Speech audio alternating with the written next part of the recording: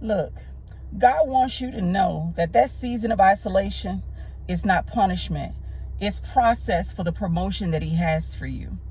Remember when he in First Kings, when Elijah faced isolation, when God sent him to the brook Cherith, when Jesus was in the Garden of Gethsemane, he felt isolated, he felt alone. Paul felt alone when he talked to Timothy. Moses in the wilderness, when he had killed that Egyptian for fighting against his relative, one of his fellow Israelites, he felt alone.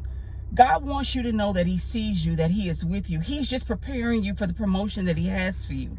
I know that this season feels lonely. I've been there. We all get it. But greats in the Bible face isolation as well. That is because God was about to do something great in their life. Jesus was about to go to the cross for each and every one of us, okay? Elijah, God was sending him to the widow woman whose child was sick, where she was on her last meal, to help them out.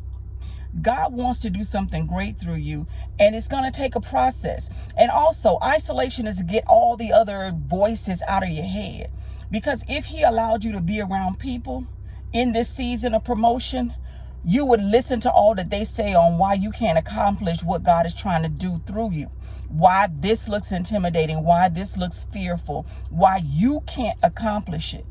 So isolation is not, to just take you out of comfort of people or relationships. It is for God to do a work in you. And I know it doesn't feel like it right now, but stay in faith and just trust and see what God is going to do in your life. We all go through those seasons where it's just like, God, what are you doing? Why can't I necessarily be around people? Why do I feel lonely? That's just a trick of the enemy to make you feel like God is punishing you for something. It is for promotion. Believe that. You got to believe that. Process. It is for promotion. God can't promote you and take you into what he has for you until you're ready.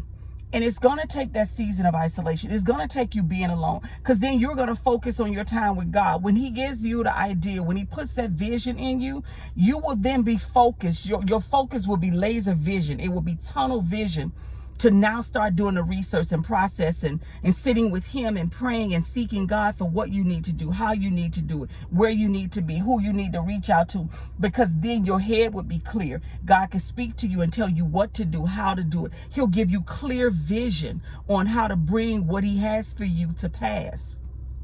But you got to stay in faith. Faith is the substance of things hoped for, the evidence of things not seen. And sometimes we get hung up and we're looking at the situation and we think there is no way God could be doing anything in this. But if you really think about it, what are the things that he's placing in your heart? What are the things that he's showing you? What is the promise that he's put in your heart that he wants to do? It can only be done in process. Like, let's say a person who's pregnant, all right? That child has to, so to speak, cook in the womb. It can't just be, the mother and the father or the woman and the male have sex, and then that child, that seed is implanted into that woman, and then the next day she gives birth to it. It has to go through process. It has to grow. It has to be nurtured. The vision, the promise, the promotion that God is giving you, it has to be nurtured with him. With God and God alone. Other people can't be in your presence during this time. You're in an incubator. God is processing you. God is downloading into you. God is feeding your spirit all that it needs in order to bring that promise to pass. Because only you can accomplish it. Nobody else can do it but you. And so I just want you to know, I know you feel alone. I know you feel isolated. I know you feel like, when is this going to be over? If God takes you out the process now, you won't receive the promise. If God takes you out of that isolation right now, people, those friends, those family, all those other people going to start getting in your ear. And what are they going to do? Tell you about why you can't accomplish it, why you can't do it, why it's too hard. Girl, man, you're not strong enough for that. You don't have the resources for that. How you going to do that? The skill of training? No. Listen, God does not call the qualified. He qualifies the called. And that's what you have to believe, and that's what you have to understand. He qualifies you. And he qualifies you in that isolation time because he's downloading into you. He's preparing you. He's processing you. He's giving you information that only you can receive. Only you can receive that, and you know that. You know that. So I want you to stay in faith. I want to see you walk in all the abundance and the prosperity that God has for you. I want to see you walk in that vision. I want to see you fulfill that promise that God has for you. And more than I want to see it, God wants to see it. He wants to be glorified through you. He wants to show his glory in the earth through his children. You. He wants to do it through you. And you're the only one right now that he has chosen for the assignment.